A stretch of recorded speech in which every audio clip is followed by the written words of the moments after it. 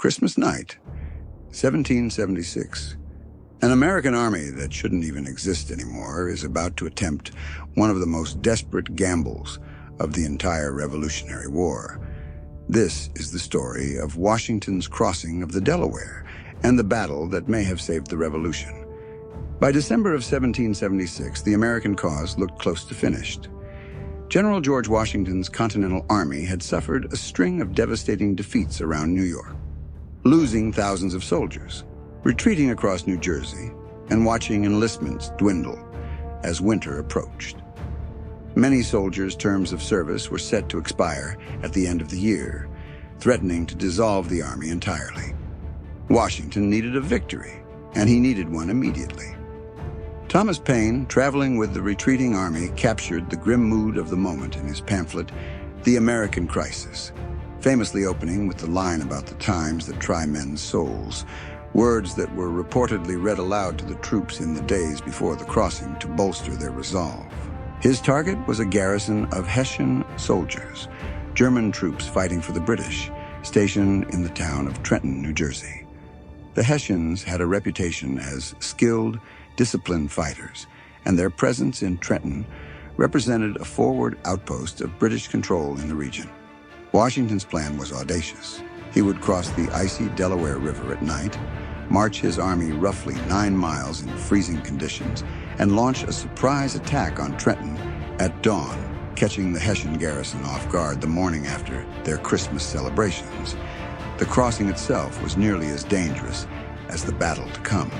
On the night of December the 25th, roughly 2,400 soldiers, along with horses and artillery, crossed the river using large flat-bottomed cargo boats called Durham boats, originally designed for hauling iron ore and grain along the river, not soldiers and cannons in the middle of a winter storm. A brutal nor'easter hit during the crossing, bringing sleet, snow, and dangerously high winds. Chunks of ice floated in the river, threatening to damage or capsize the boats.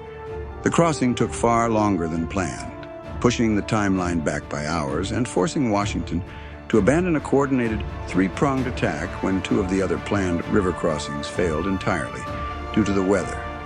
Despite the delays, Washington pressed forward with the troops he had. The army marched through the night in brutal conditions, some soldiers reportedly without proper shoes, leaving bloody footprints in the snow. Exhaustion and frostbite were as much a threat as the enemy at this point. At around 8 o'clock on the morning of December 26th, Washington's forces reached Trenton and launched a coordinated surprise attack.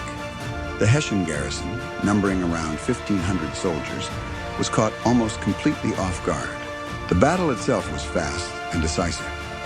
American artillery quickly seized control of the town's main streets, cutting off organized Hessian resistance.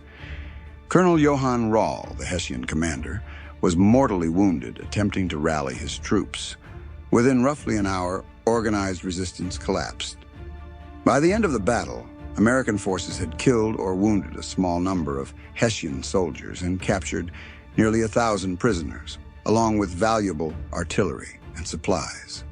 Remarkably, Washington's forces suffered only a handful of casualties in the fighting itself, though the brutal march and crossing had already taken a toll before the battle even began. The victory at Trenton was a turning point, not because of its size, but because of its timing and psychological impact. News of the win spread quickly through the colonies, reviving flagging morale and convincing many soldiers to re-enlist just as their terms were set to expire. It also restored confidence in Washington's leadership at a moment when his command was increasingly being questioned by Congress and fellow officers. Washington followed the victory at Trenton with another win days later at the Battle of Princeton, further reinforcing the momentum shift. Together, these battles didn't end the war, but they kept the Continental Army and the Revolution itself alive through one of its darkest moments.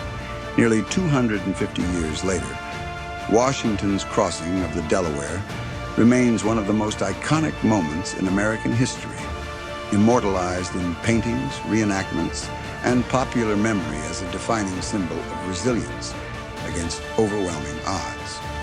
The most famous depiction, painted decades after the event, takes considerable artistic license with the details, but the core of the story it commemorates remains firmly rooted in fact. Thank you for watching this video, and for more like this, subscribe to Industrial Origin.